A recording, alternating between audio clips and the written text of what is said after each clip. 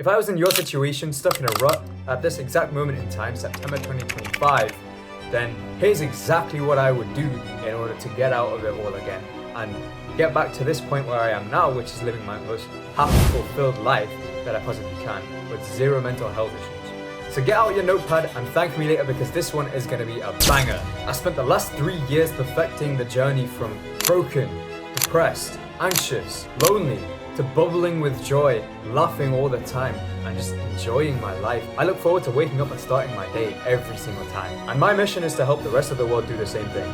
So without further ado, let's start. If you don't already know me, my name is Yash, and I have been on self-improvement for about 3 years now. I've worked very hard. I've made a huge transformation, and the place where I've seen the most gains is my mental health, and that is what I'm educating you about today. So what would I do if I had 4 months to turn around my life, to turn around my mental health and make myself one of the happiest people on this planet, even if I'm at rock bottom, even if I'm stuck in a rut, even if I can't do anything, if I physically feel like I'm incapable of making even the tiniest step of progress, what would I do? We have 4 months remaining of this year. 4 months that could alter the trajectory of your life. If you want to make the most of it, then this is exactly what you need to do.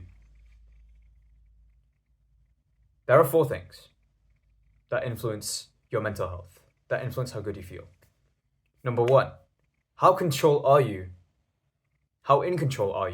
of your life? How in control of you are of your circumstances and of yourself, of the day-to-day life that you live?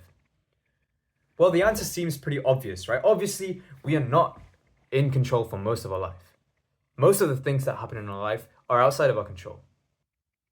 You know, whether it's your job, whether you get promoted or not, whether it's your dating life, if someone likes you back or not, whether you get stuck in traffic on your commute or not. These things are not in your control.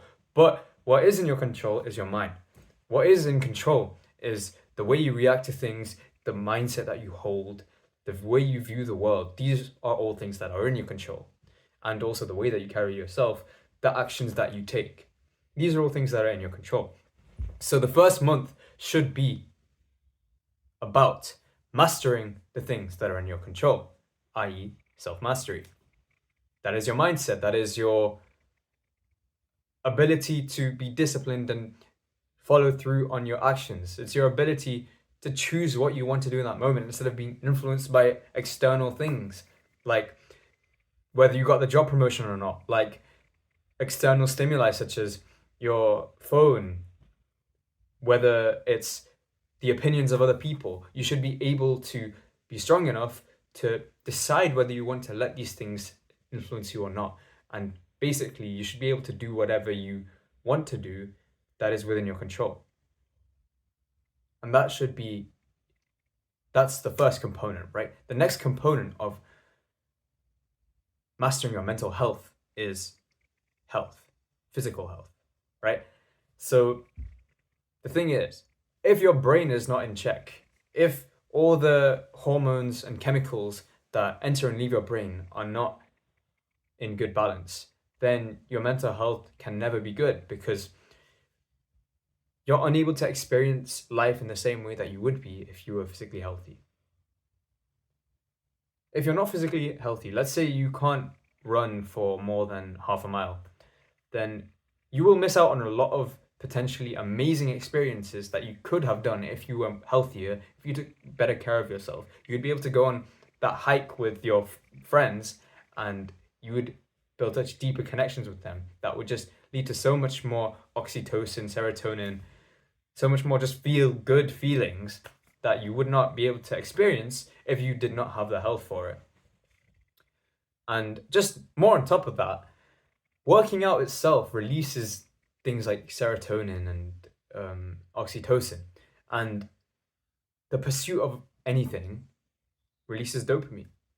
So it does make you feel good like to work out and stuff. The only thing is, do you have the things that we talked about in step 1, in month 1, the discipline, the ability to follow through on your actions and your promises?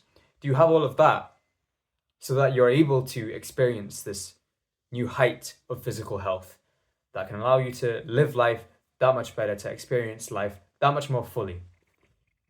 And that leads me on to what you would do in your month 3, right? Whether you're watching this video in September, whether you're watching this video later down the line, it still applies, which is the third component is you need to work on your social connection. Because humans are social animals. You cannot be happy. You cannot be happy in isolation, right? If you put me inside a white box, you put all of the best things, the best food, healthiest food, whatever, optimized sleep routine, I'm super disciplined, I'm jacked, I'm perfect in and of myself. But then I'm locked away in this perfect paradise of me. Do you think I'd be happy? The answer is obviously no, because you need other people to be happy. You need to be connected socially to people. You need friends, you need lovers, you need a loving family. And I get it. Sometimes it feels like such opportunities are not available. But I promise you, if you look out for them, they will come. Right? If you search hard enough, you will find amazing friends. You will find someone in your family who you can connect with deeply and have an amazing sense of love and trust in your relationship. And if you search hard enough, you will find a person who you can call your lover, who will give you an amazing life, and you can share that life with them. And the mental health benefits that come from getting good at putting yourself out there, at deepening relationships with people, at communicating your needs and asserting your boundaries.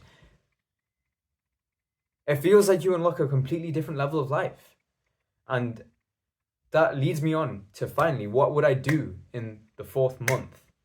And that is, I would focus on your spirit, on being aligned with yourself, being aligned with your true, authentic values. What do I stand for? What do I stand against?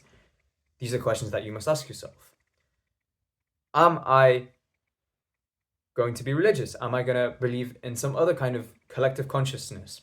You need to think about what purpose you have.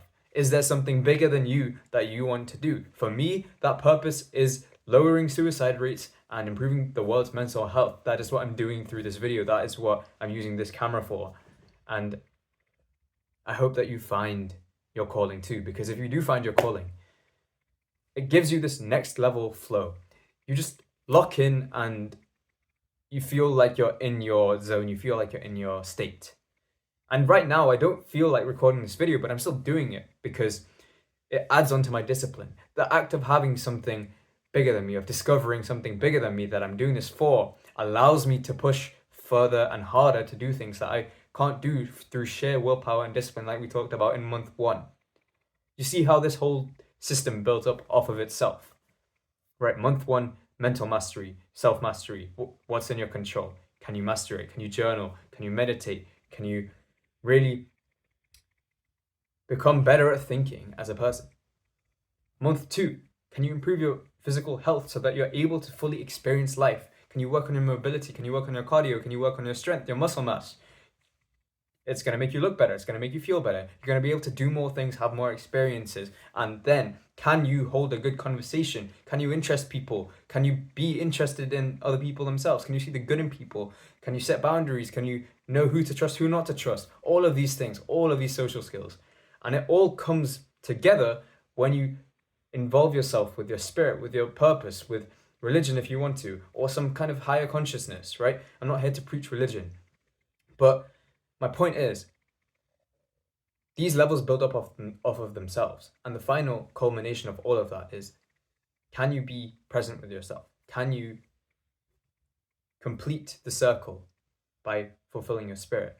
And I hope you found this useful, because this is the exact 4-month plan that I would use to completely 180 my life, right? I would follow everything I've said here, all the little tips, meditate in the morning, journal at night for month 1.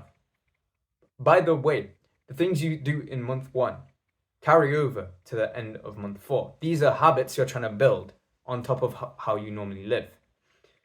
And so you can't just quit, right? This becomes a way of living, of embodying these 4 pillars, which is self-mastery, physical health, social connection, and your spirit. And once you master these 4 areas of your life, that is when you experience true bliss of existence and you just love life. You start to wake up with a smile on your face every day like I do. No bad event or anything can set you back because you're so in control and you just love it. You love life. And I hope that helped you. And I hope this video leaves you in better stead than you came. Peace.